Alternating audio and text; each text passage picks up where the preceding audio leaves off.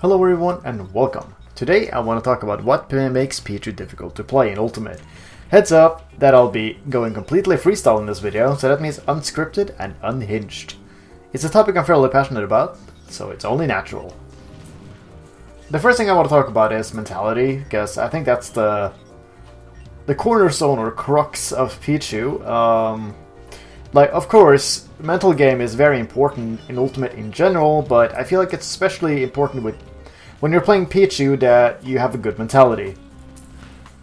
Because Pichu is very light, as everybody knows. Pichu just sometimes dies at 30 or 20 or even lower, and you can't let that affect your mentality whatsoever. You can't let your emotions get the best of you, because that means you are going to get sad, angry, whatever, and you're gonna make more mistakes that leads to more punishment, and you're probably gonna lose more stocks because of it. And that's rough. It's just rough.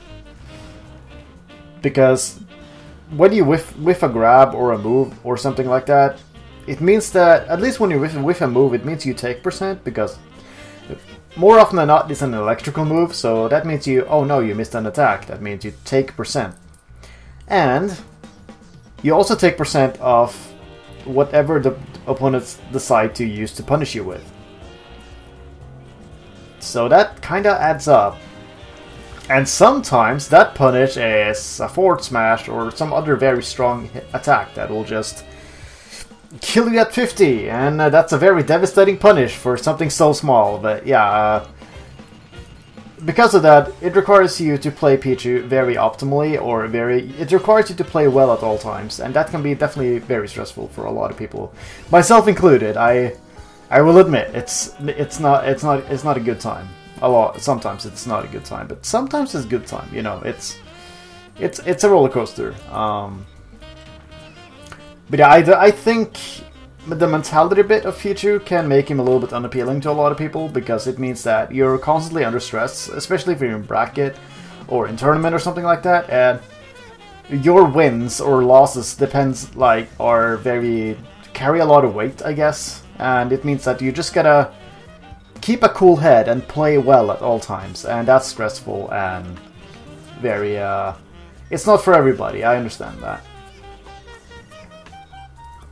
The next thing I want to talk about is neutral game. Sick combo game, sick offstage game, sick neutral.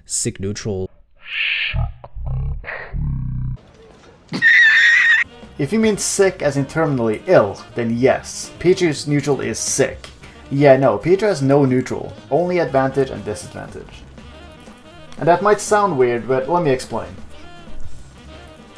So first of all, Pichu has no range to speak of. Aside Thunder, which is very big vertically, he has nothing. And that means that you can't just throw out attacks. You can't just button mash on the opponent, because that ain't gonna work. Especially if the opponent is good, you're just gonna gain a lot of percent really quickly. Because of self-damage and the opponent hitting you. And I think the self-damage is the biggest thing about this, because Pichu needs to afflict damage to himself to get in a lot of the time.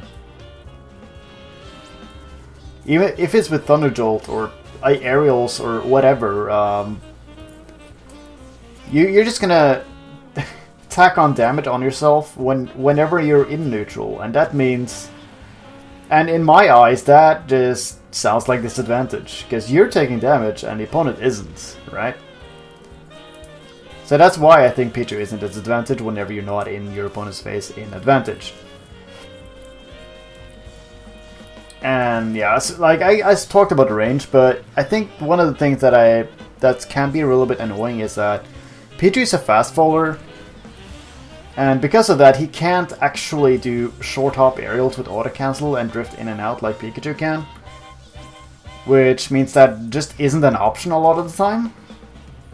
So that's one thing you can't do. Not to mention that you may not look like it, but Pichu's game plan is actually really simple. Pichu wants to grab you, or whiff punish your approaches. And good players just won't make mistakes that you can exploit as much, and therefore this plan just falls apart completely. Especially against characters that have swords or big hitboxes, like, you know, Lucina, Ike, Wolf, and the like. That rhymed, actually. Anyway, when you play against characters like those that when they start to force you to approach, and they just avoid or parry or Thunder Jolt and stuff, that's where Pichu really, really falls apart. Like, believe me, when you're playing against a good player that forces you to approach them, that's rough. That's honestly really rough. And I think Pichu really struggles approaching when, yeah, just struggles approaching in general, because Thunder Jolt, if you know how to deal with it, it's really not a threat. Especially when you're playing offline, it's really not a threat. As I said, like, sure, like, Thunder Jolt is used to force like an option out of your opponent, whether it's like shield, jump out of shield, jump over the Thunder Jolt, or something like that. But if they just avoid the Thunder Jolt entirely, and you as well, then you're a sitting duck. And that's just rough sometimes. The last bit I want to talk about is recovery and other tech-heavy stuff. Not nowadays. Wait. Not nowadays. Not nowadays. Okay, that's reasonable. That chair, man. That easy 2-frame on Pichu. It's going to be so hard for him to get back. Dash attack, F tilt, down smash. No. What in the world? Yeah. This is a thing? No. Yeah. Can you at least let him... oh Wow. my god! Yeah, I think this clip just explains itself. Pichu just can't recover against some characters because, first of all, agility has no hitbox. Secondly of all, Pichu actually pops up above the ledge when you grab with the agility, which I don't think a lot of people know about this, but Pichu will actually drift up above the ledge a little bit before he falls down and hangs. And that makes it, if you have, like, yeah, for example, like Game & Watch dash attack that lasts for freaking ever, you would just catch Pichu over and over. So you're gaining percent because you're getting 2-frame repeatedly, but you're also getting percent from yourself because the Skull Bash and agility is like apparently electrical moves, so they damage you. So it's just a repeated process where you'll eventually lose your stock, and it's really rough. It's just awful. Like, yeah, you can use Skull Bash to go below the stage sometimes, but that is also something the opponent can react to, especially offline, because Skull Bash takes forever to charge, and it does take a while to actually just launch Pichu away. Like, yeah, so that's definitely things you can do, but I don't think it's reliable either. Speaking of tech-heavy stuff, killing can actually be kind of difficult with Pichu sometimes, because there are, like, if you manage to get a jab block into F smash, then yeah, that's good. That's actually great. But that is not, I don't feel like that's reliable at high or top level play, or in you know, competitive play in general, because people are good at teching. Like, good players will tech those, like Thunder Jolts and neutral airs and stuff. So it's not really reliable per se, but if you get it, then yeah, the opponent is very likely dead. So you need to actually be ready to jab block, I guess, is what I'm trying to say, or at least convert off the tech chase you're gonna get.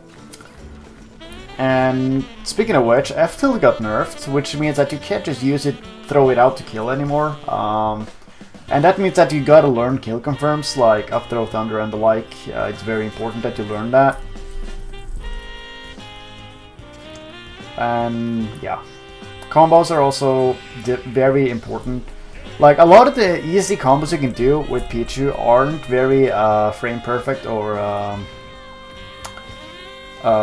yeah, they just aren't very execution heavy. But if you want to do up air extensions or lightning loops, you gotta hit some time in the lab, dude. It's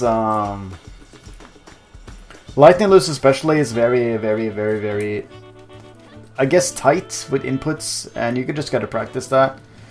It's not necessary, but it's very useful to know how to do. Because whenever you get that up air, back air, or you get like up tilt, back air, if you're able to extend that into like 40-50% extra on your opponent, then that's really, really good. And yeah, as I said, up air extensions require like frame perfect inputs actually, so needless to say that's difficult, because if you want to, for example, do like down throw, up air, and then you want to fast fall that up air, auto cancel, and then up air again, it can be difficult to do and difficult to pull off sometimes. So overall, Pichu can be very difficult for a variety of reasons, as I've talked about. Hopefully it wasn't too rambly, but I just wanted to get it out there. It's been this video, like, I was saying that the previous video was the one I've done on the back burner, but this one I started on in December. And now it's finally out, you know. It's not easy sometimes, but it's here now. Anyway, on the plus side, Pichu is adorable and you should give him some love. Thank you for watching, and I'll see you next time.